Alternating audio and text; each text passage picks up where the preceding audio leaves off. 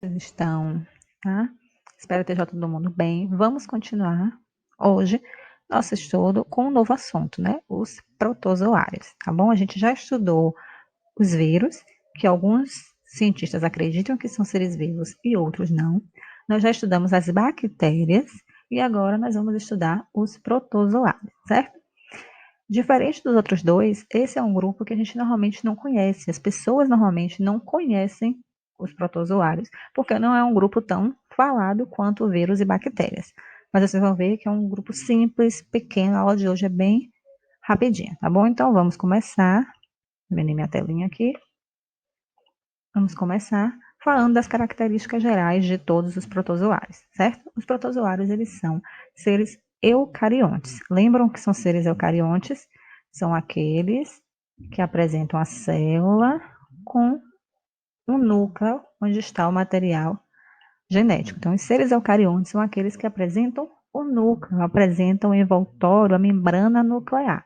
Diferente dos procariontes, como as bactérias, que o DNA está solto no citoplasma. Além disso, todos os protozoários eles são unicelulares, certo? Apresentam apenas uma única célula. Todos os protozoários eles são heterótrofos. Lembram que são heterótrofos? São aqueles seres vivos que não produzem o seu próprio alimento, ou seja, eles se alimentam de outros seres vivos. O protozoário não faz fotossíntese, o protozoário se alimenta de outro ser vivo, tá? A maioria dos protozoários são aquáticos, ou seja, vivem na água e possuem vida livre. Alguns são parasitas, alguns têm outras formas de vida, mas a maior parte vive na água e é de vida livre, ou seja, não está acoplado fixo a nada, ele está lá se movimentando pela água. Então, características gerais bem simples: eucarionte, unicelular, heterótrofo, ok? Então, além das características gerais, os protozoários eles são classificados de acordo com a sua forma de locomoção, ou seja, da forma que eles se movimentam. Eu disse a vocês que a maior parte deles tem vida livre na água, né? São aquáticos de vida livre. Então, eles precisam se locomover na água. Como é que eles se locomovem? Isso vai variando de acordo com os grupos, certo? Nós temos 4 grupos de protozoários de acordo com a sua locomoção, tá? O primeiro grupo, deixa eu arrastar minha telinha aqui para cima para não ficar na frente da foto, pronto. O primeiro grupo é o grupo ameboide, certo? Ele recebe esse nome porque o seu representante principal é ameba, então por isso ameboide, tá? Eles possuem, para se locomover, uma estrutura denominada pseudópodes. Por que pseudópodes? A palavra pseudo significa falso. Podes significa pés, ou seja, falsos pés. Por quê? Porque não é estrutura, um pé como tem os animais. Porém, ele atua de forma semelhante, ele utiliza aquilo para se rastejar, né, para ir se locomovendo, tá? Aqui nessa imagem mesmo, apesar de não parecer, né, isso é um ser vivo, é um protozoário, tá? Aqui, um ameboide. E ele utiliza, então, os seus pseudópodes para se locomover. O que são os pseudópodes? Essas estruturas aqui, ó, são os pseudópodes. Ela vai se prolongando e ele vai, assim, se rastejando. Eu vou deixar aqui embaixo, depois do textinho que eu coloco da aula, um link de um videozinho no YouTube de uns 50 segundos, mais ou menos, que mostra, no microscópio, uma ameba se locomovendo, para vocês verem como é bem interessante, tá? O segundo grupo é o grupo dos flagelados. São aqueles que possuem flagelos. O que é o flagelo? Essa estrutura aqui, ó. Essa estrutura aqui é um prolongamento do corpo do protozoário que ele utiliza para a locomoção. Ele atua semelhante ao motor. Sabe uma lancha? A lancha não tem o barquinho e a lancha, o motor no final. Quando aquele motor, a hélice gira, o barco vai para frente. A mesma coisa, esse flagelo, ele se movimenta de forma circular, então ele vai se movimentando aqui e o flagelo vai, ó, o protozoário vai andando, se movimentando, certo? Isso dentro da água. Um exemplo aqui, ó, um protozoário flagelado, ó, o flagelo dele aqui, no momento que ele vai movimentando esse flagelo, ele anda, vai sendo impulsionado para frente, ele vai conseguir se movimentar, certo? O outro grupo são os ciliados, são aqueles que possuem cílios, né? O nome cílio, ele é utilizado porque quando você olha aqui, ó, com o protozoário ciliado, esses prolongamentos que ele possui lembram os cílios aqui nos olhos, mas não é a mesma coisa. O protozoário ele não tem cílios, o mesmo cílio que você tem no olho.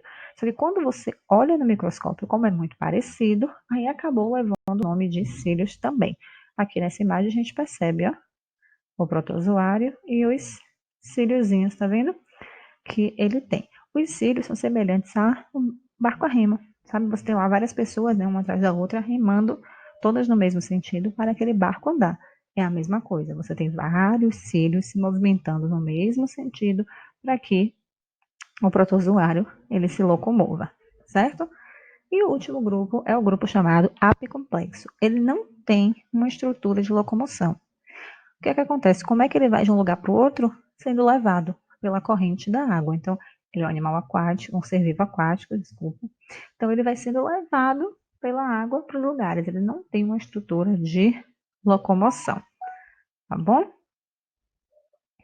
E quanto à alimentação, eu disse a vocês que os protozoários são heterótrofos, ou seja, eles se alimentam de outros seres vivos. Normalmente, outro protozoário, ou uma bactéria, ou uma partícula orgânica que ele encontra lá dissolvida na água. Como é que ocorre essa alimentação? Através de um processo conhecido como fagocitose, em que o protozoário ele engloba a partícula de alimento, certo? Como assim? Observe aqui esse exemplo com uma ameba. A ameba está aqui, a partícula de alimento está aqui. Ela vai, ó, prolongando os seus pseudópodes, ó, cada vez mais prolongando, até o momento em que ela engloba aquela partícula e consegue destruí-la, digeri-la. Ó, aqui uma imagem de microscópio que mostra bem bonitinho, ó, os dois pseudópodes e a partícula aqui dentro sendo englobada, certo? A esse processo de alimentação nós damos o nome de fagocitose. Então, a gente viu aqui até agora as características gerais dos protozoários, vimos que a maioria tem vida livre na água, só que alguns protozoários eles são parasitas, certo? E alguns deles parasitas de seres humanos que podem vir a causar algumas doenças, tá? Que é o que a gente vai ver agora, algumas das doenças causadas por protozoários. A primeira que a gente vai falar é amebíase. Talvez seja uma bem conhecida de vocês, que é causada pela ameba, tá? O causador é o protozoário chamado Entamoeba histolítica, popularmente ameba. Como é que você adquire amebíase, que você se contrai amebíase? Através da ingestão de alimentos ou água contaminada, tá? Então, o que é que acontece? Se você foi lá e comeu uma alface que estava contaminado com os cistos desse protozoário. Primeiro, o que são cistos? Cistos, tá vendo? É uma forma inativa do protozoário, a forma que ele fica protegido para atravessar o meio ambiente e chegar no seu hospedeiro, onde ele vai ser parasita. Então, você comeu um alimento que está lá contaminado, e aí, quando você engole, ingere, esse protozoário ele começa a se desenvolver, né? Ele se torna ativo, esse cisto se rompe, a ameba sai, ela se multiplica dentro do seu intestino e forma novos cistos que vão ser eliminados junto com as suas fezes.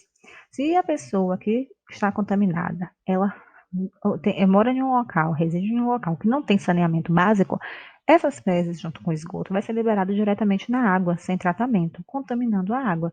Então, a utilização dessa água contaminada vai acabar, né, contaminando outras pessoas, assim como se essa água for utilizada para irrigar a plantação, aquela plantação, alface, tomate, enfim, pode também contaminar, ficar contaminada, né, contaminar aqueles alimentos, e se você ingere esse alimento, você adquire a doença.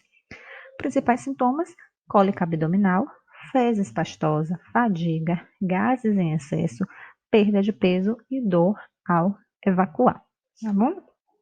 Outra doença, essa daqui talvez seja mais conhecida, é a doença de Chagas, certo? Ela leva esse nome porque é uma doença que foi descoberta no Brasil por um cientista brasileiro, né, chamado Chagas, por isso que a doença tem esse nome em homenagem a ele. Essa doença é a famosa doença do barbeiro, tá? A gente conhece essa doença como doença do barbeiro, apesar do barbeiro não ser o causador, ele é apenas o transmissor dessa doença. Quem causa é o protozoário Trypanosoma cruzi. Então, o que é que acontece? O inseto, primeiro, ele vai lá, ó, pegar uma pessoa porque ele se alimenta de sangue. Então, ele vai lá, dá aquela a picada, se alimenta do sangue da pessoa e, ao mesmo tempo, ele libera suas fezes que estão contaminadas com o protozoário. Como esse local da picada do barbeiro normalmente coça muito, quando você vai lá e coça a região, esses protozoários que estão nas fezes entram nessa corrente sanguínea por esse furinho que o barbeiro fez. Lá dentro da sua corrente sanguínea, ele se desenvolve, certo? E normalmente se aloja no coração.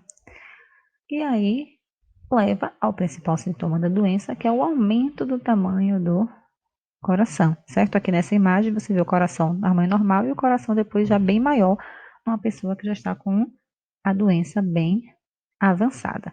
Então lembre, apesar da gente chamar de doença do barbeiro, o barbeiro é o transmissor. A doença é causada por um protozoário.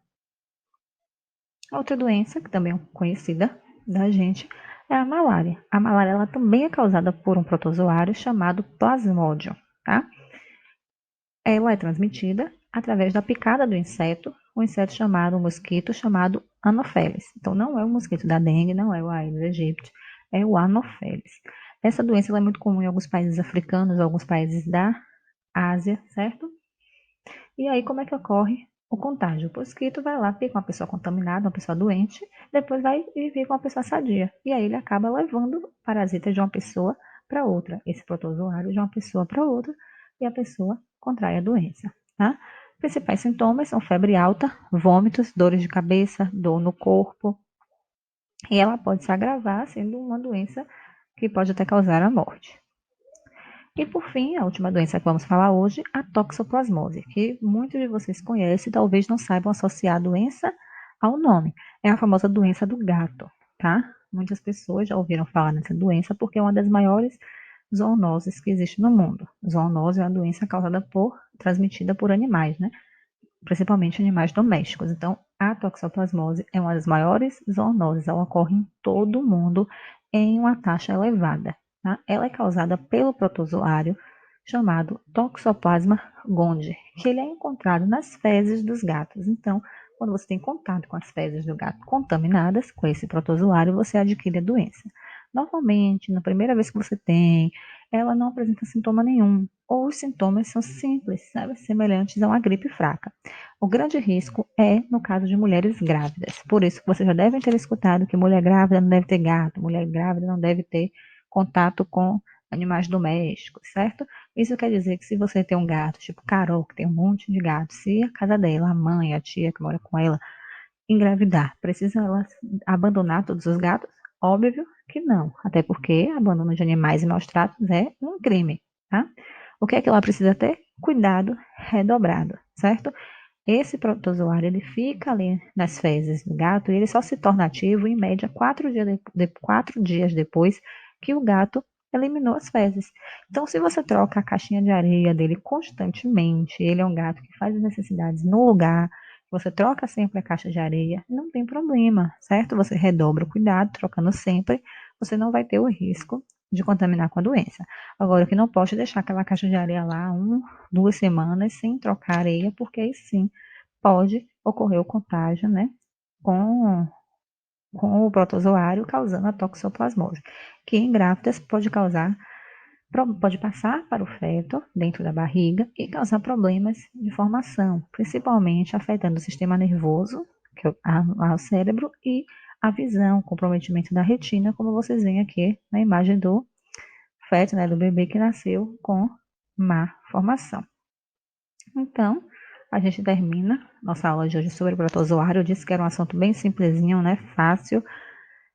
Conhecemos então os principais micro-organismos, certo? Bactérias, protozoários e os vírus, os seres microscópicos, as doenças que eles podem causar. E aí nas próximas aulas vamos seguir falando dos outros grupos de seres vivos, já que ainda falta falar dos fungos, dos animais, das algas e das plantas, ok? Beijos, até a próxima aula.